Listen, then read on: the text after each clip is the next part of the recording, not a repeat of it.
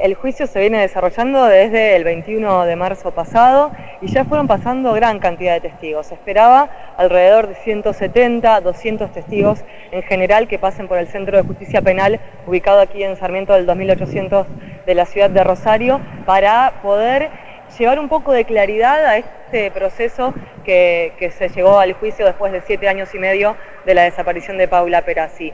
Hasta el momento pasaron los testigos de la Fiscalía, ofrecidos por la Fiscalía, y los ofrecidos por la querella, o sea, por los abogados que están defendiendo a los hijos de Paula Perazzi, que son la parte querellante. Y ahora ya en el día de ayer comenzó a pasar parte de los testigos de los abogados defensores de estos 9 acusados, recordamos, 5 policías y 4 civiles por la desaparición y muerte de Paula Perazzi. Bien, ¿estos 9 imputados nos recordás? Así... Sí, estamos hablando de 4 civiles que son el matrimonio de Gabriel Strumia y Roxana Michel, este empresario de Puerto General San Martín, que se conoció luego de la desaparición de Paula Perazzi, que era el amante y padre del hijo que ella esperaba, junto a su esposa. Ambos están acusados de ser coautores de esta situación donde hay una persona a la que la hipótesis más fuerte es que la obligaron a realizarse un aborto contra su voluntad y en el que murió.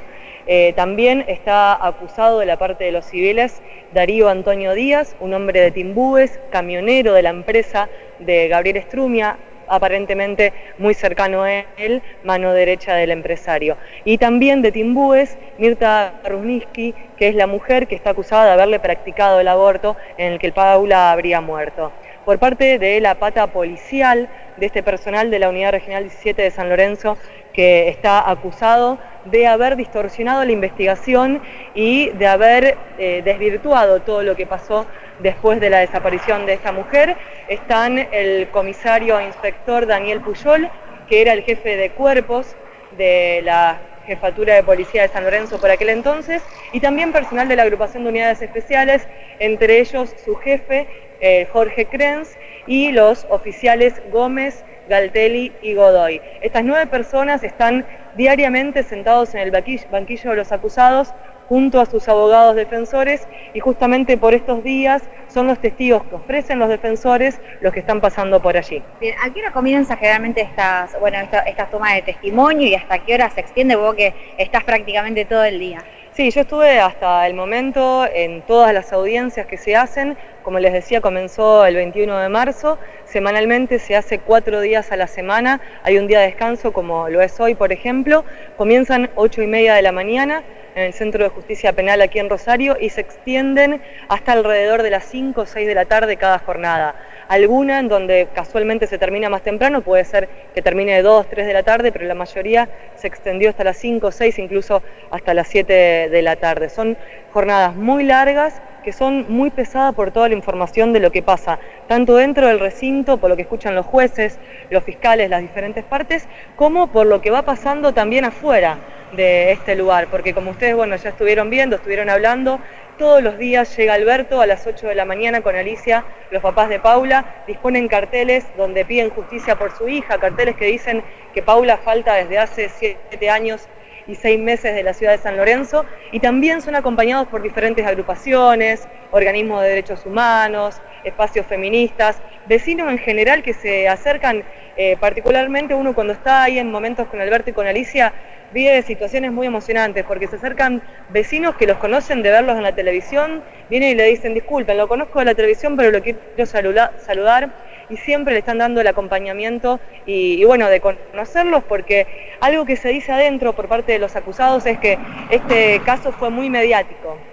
Y por ahí como periodista lo que puedo decir es que no tiene nada de malo que un caso sea mediático y que se conozca, y más cuando estamos hablando de una desaparición de una persona en democracia, con lo que las desapariciones implican para la Argentina y lo que implica que en San Lorenzo, en el cordón industrial, hoy a 7 años y medio no se sepa lo que pasó con una mujer que salió de su casa diciendo que iba a buscar la tarea para sus hijos, se lo dijo así a su concubino. Recordamos que ella tenía una pareja de la que estaba distanciada, eso fue también lo que declaró Rodolfo Ortiz del Guea, su ex concubino. Él declaró que estaban separados, vivían bajo el mismo techo con sus 2 pequeños hijos, y ella salió de su casa con lo puesto, llevando un pequeño bolsito, y nunca más apareció.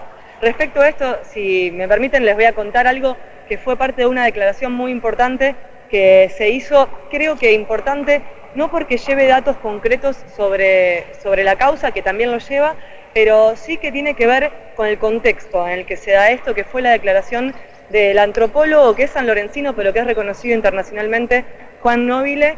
¿Él cuándo declaró?